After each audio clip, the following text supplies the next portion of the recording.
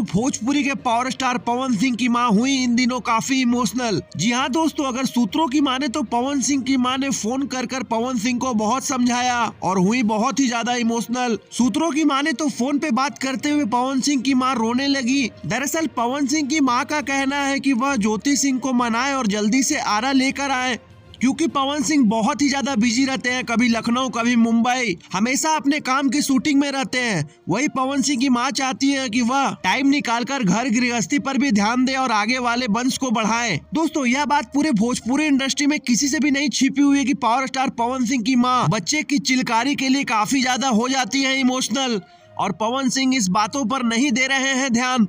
अरे पवन भैया, अगर फैंस की माने तो थोड़ा घर गृहस्थी पर भी ध्यान दिया कीजिए। ये गाने और मूवीज तो आते रहेंगे, पर एक बार छोटा पावर स्टार आ गया तो सारे पावर स्टार आर्मी खुश हो जाएगी।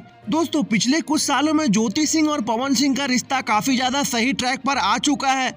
बस जरूरत है पावर स्टार पवन सिंह की तरफ से एक छोटी सी पहल की। तो फ्रेंड्स, आपको क्या लगता है कि ज्योति सिंह को आरा आकर रहना चाहिए? नहीं, बिल्कुल रहना चाहिए। तो इस पे आपका क्या कहना है? कमेंट बॉक्स में अपनी राय दे और ऐसे ही रीन तरीन बेहतरीन खबरों के लिए हमारा चैनल भोजपुरिया भास्कर को सब्सक्राइब करें। धन्यवाद दोस्तों।